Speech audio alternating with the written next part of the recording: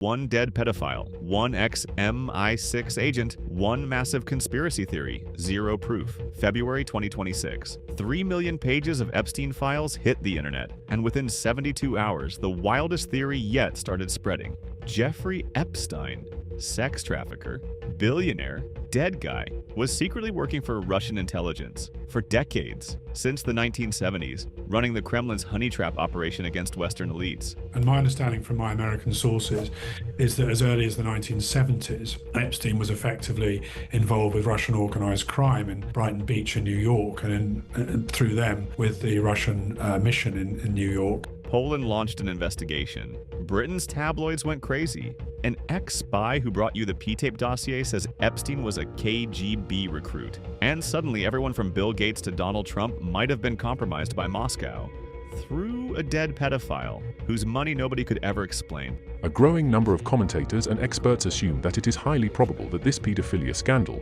was a premeditated operation by the Russian KGB. This so-called honey trap, a sweet bait, a trap set for the elites of the Western world, primarily the United States.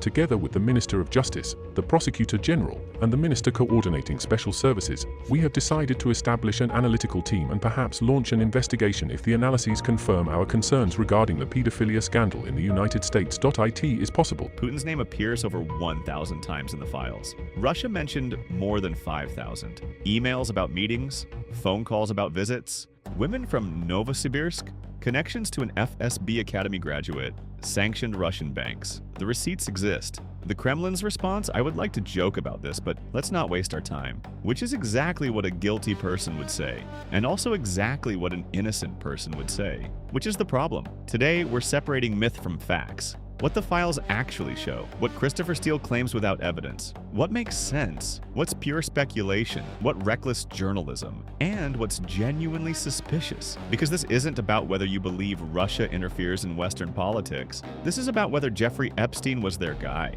Every email, every connection, every hole in the theory. Let's go.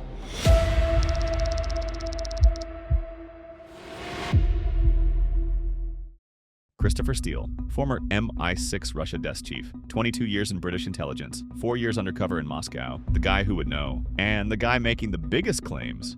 Christopher Steele, he's the man behind the Steele Dossier. He's a former British spy, hired by a private research firm named Fusion GPS. Steele produced opposition research during the 2016 campaign cycle that allegedly linked the Trump campaign and Russian officials. BuzzFeed published the first dossier in January of 2017. It claimed Trump was under the influence of Russian intelligence services, and they had blackmail material on him. Steele told LBC Radio that Epstein was recruited by Russian organized crime in Brighton Beach, New York, as early as the 1970s. Said his American sources tracked this, that Epstein's investment money came from the Soviet Union, that the majority of his unexplained wealth originated in Moscow, that this was a decades-long compromise operation. My sources in America tell me that the American government, the American intelligence services assessment was that Epstein was recruited as early as the 1970s by Russian organized crime figures in New York, and that his information was being used, his operational techniques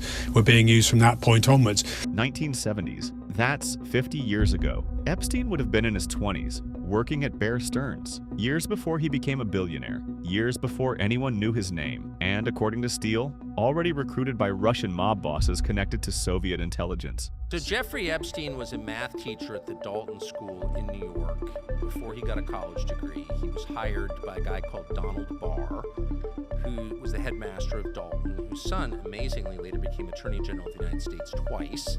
And this guy, without a college degree and no kind of work history, wound up making billions of dollars from no obvious source whatsoever, jetting around the world with the most famous people in the world, and having this incredibly weird, exotic sex life that over time it became clear was a blackmail scheme designed to entrap the world's most powerful people in compromising positions and use their information against them to get them to do the will of whoever's running this blackmail scheme. Here's the problem. This is the same Christopher Steele who authored the Trump dossier, remember that? 2016 claimed Trump was compromised by Russia, alleged P-tapes, unverified allegations funded by Hillary Clinton's campaign. Nothing in that dossier was ever proven in court. Some parts were debunked. Steele's primary source was later arrested for lying to the FBI. Now Steele's doing it again, making explosive allegations, citing unnamed sources, no documents, no bank records, no testimony. Just Steele saying his American contacts told him things about events from 50 years ago that conveniently implicates both Epstein and Trump in Russian operations. Steele told Times Radio he thinks Russia probably has compromise on Trump through Epstein. Probably. Thinks, although he suspects some files were destroyed, so there's no evidence. But he's pretty sure it existed. Trust him. He used to be a spy. The Daily Mail ran with it. The Telegraph, The Times, Sky News, LBC, all floated the Russian spy theory based on Steele's claims. The British media went wild because a former spy said it. Never mind that he provided zero evidence. Never mind his track record. He said the magic words: Russian intelligence, compromise, KGB. Reckless? Absolutely. Steele threw out a massive allegation with no proof. Media ran with it because it sounds sexy. And now millions think Epstein was definitely a Russian asset. Based on what? One guy's speculation from the Dossier guy who was wrong before.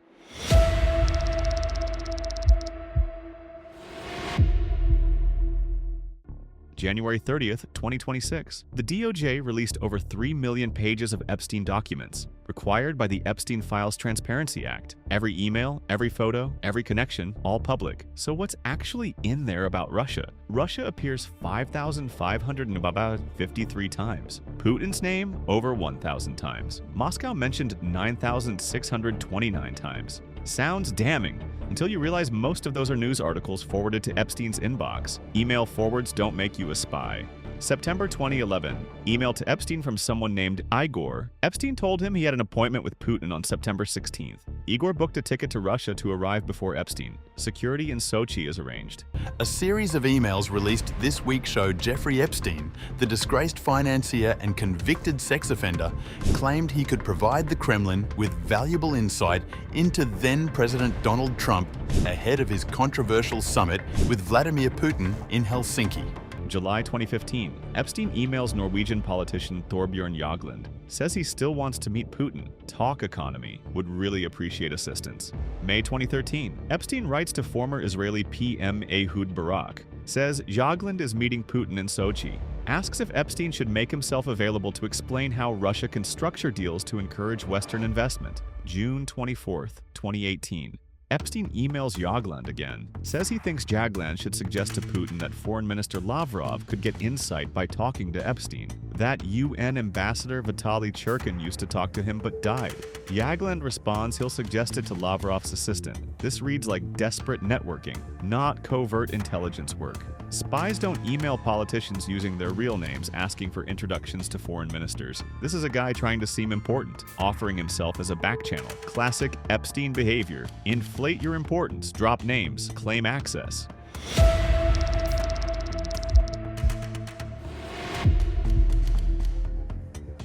Here's where it gets interesting. Sergei Belyakov, former Russian Deputy Minister of Economic Development, head of St. Petersburg International Economic Forum Foundation, and according to the Dossier Center, an FSB Academy graduate. 2015. Epstein reached out to Belyakov, said a Russian model was blackmailing powerful New York businessmen, asked for help. Belyakov collected information on the woman, passed it to Epstein. What happened next isn't documented, but this is actual espionage tradecraft, using intelligence contacts to gather dirt on someone, to protect associates from blackmail.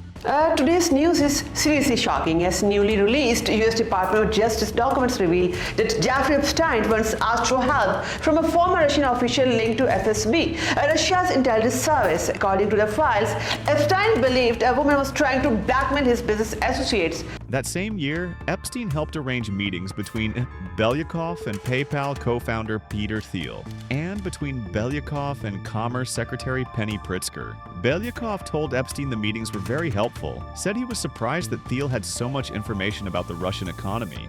I hope to see him again in Moscow. 2019. Epstein sends an email listing individuals involved in contacts with Russians or pro-Russian Ukrainians during the U.S. presidential campaigns and transition. Today, Kirill Dmitriev toured the U.S. after Trump had imposed sanctions on Russian, two largest oil companies. He was expected to meet U.S. officials, explore Trump-Putin summit possibilities. He acted as the key bridge between the two governments. Power. This connection is real, documented, suspicious as hell. But does it prove Epstein was a Russian spy? Or does it prove Epstein did what Epstein always did? Cultivate powerful people in every country for leverage, for money, for access.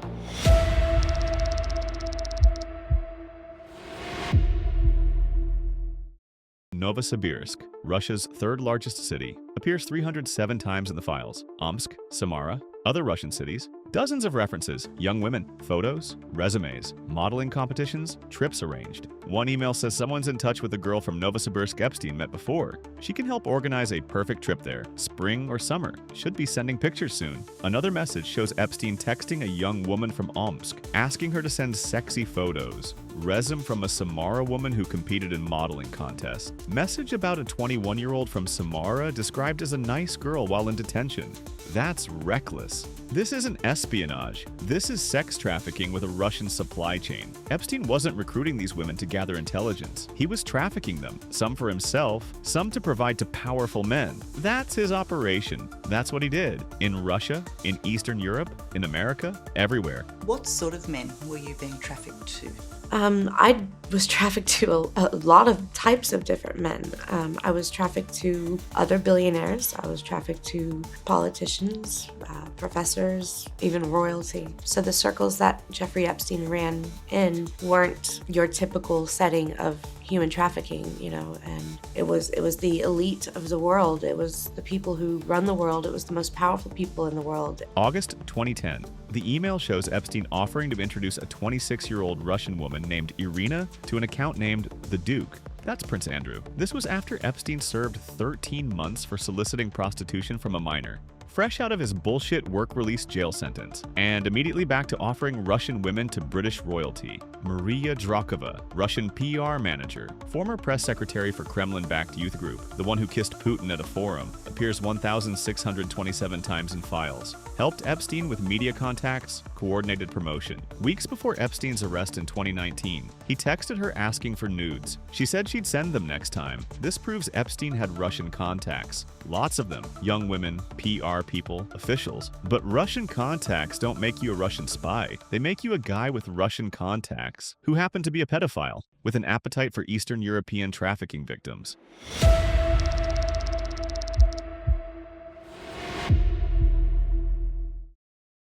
Here's the thing. Steele got right. Nobody can explain where Epstein's money came from. Not really. He claimed to be a billionaire, lived like one, but had almost no documented income sources, no major investments anyone could find, no client list, no business model that made sense. His only confirmed major client was Les Wexner, billionaire founder of Victoria's Secret and Elle brands. Wexner gave Epstein power of attorney over his finances, let him manage hundreds of millions, buy his Manhattan mansion for $1. Access to everything, then cut ties after the first Epstein conviction. Steele's theory connects Epstein to Robert Maxwell, Ghislaine's father, British media tycoon, who allegedly helped the Soviets in the 1980s, arranging Jewish emigration from the USSR in exchange for laundering Soviet Communist Party money, investing it in the West. Steele says that's possibly where Epstein's investment funds came from. The files show Epstein used sanctioned Russian banks, Alpha Bank, Sberbank. Both are known for connections to Putin and his oligarchs, used in the past to move money out of Russia for intelligence operations in the West. According to former CIA officer Alex Finley, interviewed by journalist Sasha Ingber, those banking connections are red flags. Days before Epstein died in prison, he updated his will, set aside $50 million, a 33-carat diamond, loose diamonds, numerous properties. Beneficiary? A Belarusian woman. Belarus, Russia's closest ally, essentially a Russian satellite state. Why would Epstein leave a fortune to someone from Belarus? Nobody knows. She's never been identified. This is genuinely strange. The money mystery, the Russian banks, the Maxwell connection theory, the Belarus inheritance. Add it up and you get questions, no answers, suspicions, not proof. Because here's the problem with intelligence operations. They're designed to be deniable, and Epstein's entire life was designed to be unexplainable.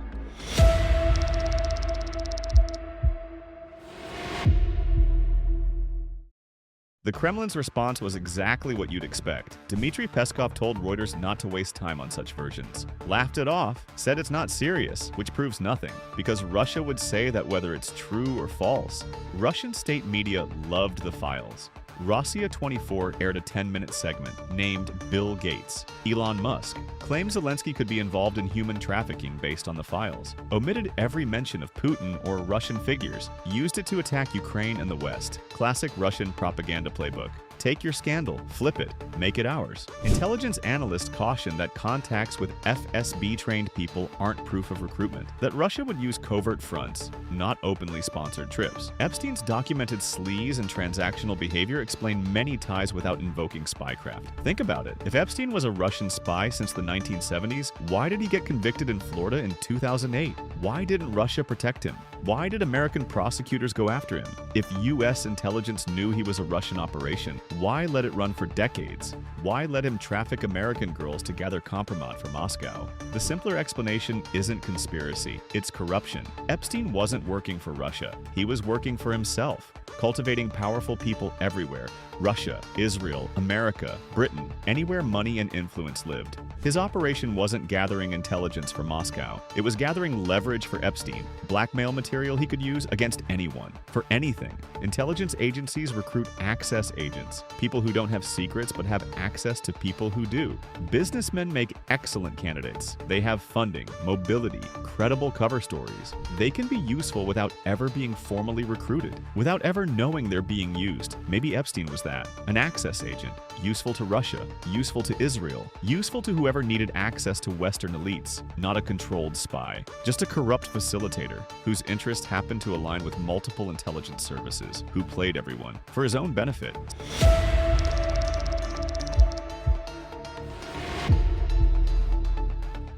February 4th, 2026. Polish Prime Minister Donald Tusk made a big announcement. Poland would investigate whether Russian intelligence co-organized Epstein's operation, whether there was any impact on Poland. Tusk said more and more leads and commentary relate to the suspicion that this unprecedented pedophilia scandal was co-organized by Russian intelligence services. Said the possibility is increasingly likely, that this is serious for Polish security, that Russia possesses compromising materials against many leaders still active today. Norway launched an investigation too, because Epstein emailed their former PM Thorbjorn Jagland multiple times, offering to discuss Trump with Lavrov. 3 countries are now investigating. Based on emails, that is public, that anyone can read. That doesn't prove espionage, just networking attempts. This is politics, not intelligence analysis. Poland has every reason to push Russian interference narratives. They border Russia. They're in NATO. They want Western support. Finding a Russian spy scandal helps their cause. Same with Estonia, same with Norway.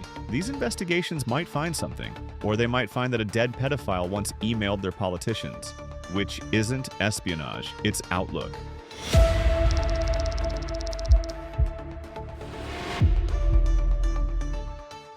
The Daily Mail ran a headline reporting Epstein ran the Kremlin's largest honey trap operation. United 24 Media said the same thing. The Telegraph, The Times, Sky News, LBC all pushed the Russian spy narrative based on Christopher Steele's claims, and the files mention Russia a lot. LBC's Andrew Marr cited growing suspicions of a Russian connection, said the ease with which Epstein procured Russian girls was sufficient grounds. That's not journalism, that's innuendo. Trafficking Russian women doesn't make you a Russian spy, it makes you a trafficker. Who had Russian contacts for trafficking? This narrative conveniently emerged right when Peter Mandelson's Epstein connections became a scandal in Britain.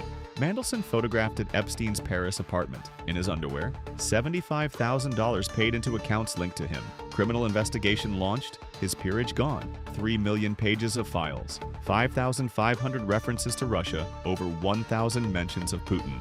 Sergei Belyakov, FSB Academy graduate, at least 5 meetings with Epstein, help with blackmail situations, introductions to American business leaders, sanctioned Russian banks, Alpha Bank, Sberbank, used by Epstein. For what? Nobody knows. The truth is probably messier than any one theory. Epstein was a monster, a pedophile, a trafficker, a blackmailer. He had Russian contacts. He tried to cultivate Russian officials. He used Russian banks. Whether that made him a Russian spy is speculation. Whether Russia tried to use him is likely. Whether Christopher Steele has proof of any of it? No. The evidence is in the files. The connections are documented. The speculation is reckless. The answers are unclear. Was Epstein a Russian spy? You be the judge, but judge based on facts, not headlines, not ex-spies selling theories. Facts.